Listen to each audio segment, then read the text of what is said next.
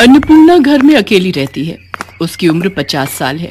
उसका बेटा सुरेश अमेरिका में नौकरी करता है और वहीं पर एक गोरी मेम से शादी करके बस गया है, लेकिन वो अपनी माँ को पैसे नहीं भेजता है, इसीलिए अन्नपूर्णा बहुत गरीब है। उसके पास सिर्फ एक गाय है, उसका नाम है मालती। अन्नपूर्णा मालती का दूध बेचकर अपना पेट पालती है। सुन मालती, तुझे पता है मेरा बेटा अमेरिका में बहुत बड़ी नौकरी करता है। वो जब लौट कर आएगा तब देखना मेरे लिए कितना कुछ लाएगा। अन्नपूर्णा की आंखों में बहुत सारे सपने हैं अपने बेटे को लेकर, लेकिन सुरेश उसकी माँ को कभी याद भी नहीं करता। कुछ दिन बाद शाम को अन्नपूर्णा जब खाने का इंतजाम कर रही थी, तब अचानक से वहाँ सुरेश अपनी विलायती बहू के साथ आता है। माँ, मैं आ गया हूँ। अपने बेटे को देखकर अन्नपूर्णा खुशी से पागल हो जाती है। अरे बेटा, तू अचानक से कैसे आ गया?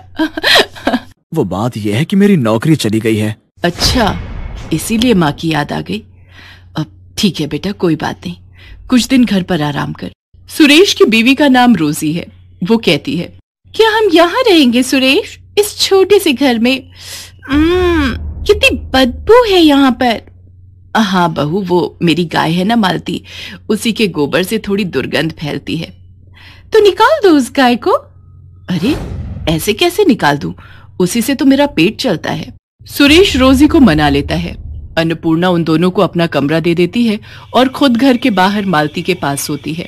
अगले ही दिन से रोजी हल्ला मचाने लग जाती है। वो सुबह उठकर कहती है, इतनी देर हो गई फिर भी मुझे मेरी ग्रीन टी नहीं मिली, कहाँ है मेरी ग्रीन टी? सुरेश अन्नपूर्णा से कहता है, माँ क्या कर रही हैं आप? मेरी पत्नी विलायती है, उसका ध्यान तो रखना पड़ेगा ना। ठीक है बेटा, मैं अभी बना देती हूँ। लेकिन अन्नपूर्णा को ग्रीन टी के बारे में कुछ भी नहीं पता है। वो मालती के ताजे ताजे दूध से चाय बनाकर रोजी के पास ले जाती है। दूध से बनी चाय देखकर रोजी एक झटके में चाय का कप फेंक देती है। अन्नपूर्णा को बहुत बुरा लगता है। रात को रोजी सुरेश से कहती है, सुनो, मैं ऐसे यहाँ नहीं रह सकती। अरे रोजी, कुछ ही दिन की तो बात है, रह लो ना। नहीं, तुम्हारी माँ गवार है।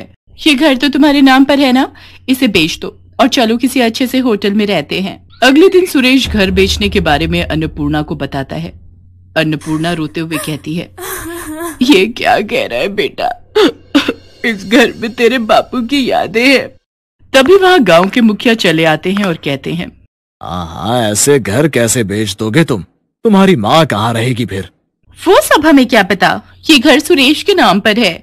हम ये घर बेचकर चले जाएंगे। आप होते कौन हो हमारे बीच में बात करने वाले? मुखिया जी बहुत अपमानित महसूस करते हैं। सुरेश घर बेच देता है और अपनी बीवी को लेकर वहां से चला जाता है।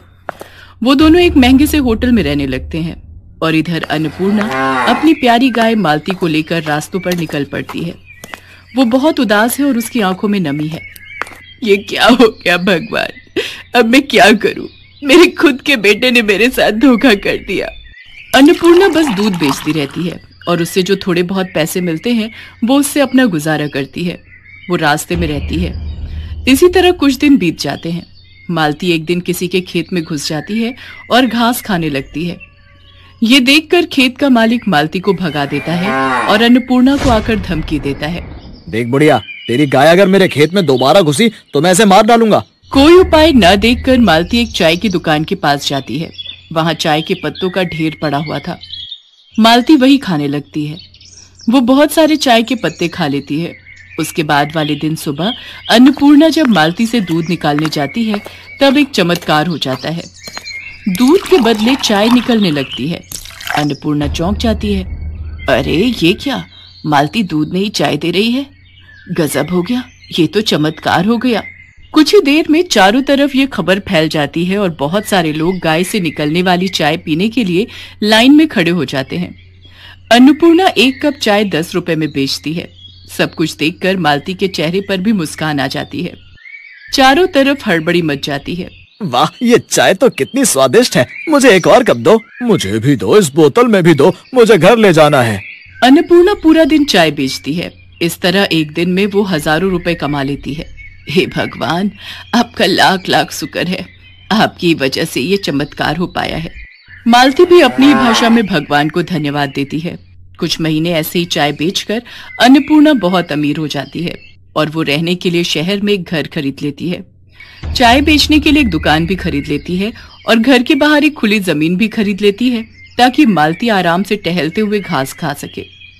ऐसे ही खुशी खुशी दिन बीतने लगते हैं, लेकिन उस तरफ सुरेश को कोई नौकरी नहीं मिल पाती है। अब क्या होगा रोजी, मुझे नौकरी नहीं मिल रही है और घर बेचकर जो पैसे मिले थे वो भी खत्म होने को हैं। अब हम इस होटल में भी नहीं रह सकते। ये सुनकर रोजी गुस्सा हो जाती है और कहती है, तो फिर तुमने मुझसे शादी क्यों की? गरीब भिखारी कहीं के। शादी से पहले तो कितना कुछ बोलते थे, मगर अब एक होटल का भाड़ा भी नहीं दे सकते। तुम रहो अकेले, मैं जा रही हूँ। जा रही हूँ मतलब? तुम मुझे अकेला छोड़कर कैसे जा सकती हो? मैं एक बेरोजगार इंसान के साथ नहीं रह सकती। मुझे पता था कि तुम्हारे साथ ऐसा ही होगा, इसीलिए मैंने एक बॉयफ्रेंड पटा लिया था। वो मुझे लेने आ ही रहा होगा। इतने में होटल के बाहर एक लड़का कार लेकर आता है और रोजी उसमें बैठकर चली जाती है। रोजी को खोकर सुरेश पागल सा हो जाता है। उसके सारे पैसे भी रोजी लेकर चली जाती है। होटल से सुरेश को लात मारकर निकाल दिया जाता है। सुरेश अपने ही मन में कहता है, अब मैं क्या करूं? माँ के पास लौट जाऊं? नहीं नहीं, मैं माँ को अपना चेहरा कैसे दिखाऊं? सुरेश पागलों की तरह रास्तों में घूमता रहता है और भीख मांगकर अपना पेट पालता रहता है। एक दिन घूमते घूमते उसे चाय देने वाली गाय के बारे में पता चलता है, लेकिन उसके पास पैसे नहीं हैं।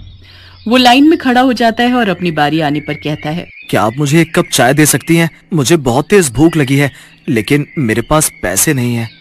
सुरेश को देखकर अन्नपूर्णा तुरंत पहचान लेती है। अरे बेटा तू? माँ आप? अन्नपूर्णा सुरेश को गले लगा लेती है और रो पड़ती है। सुरेश भी रो पड़ता है। वो अपनी माँ को सब कुछ बताता है।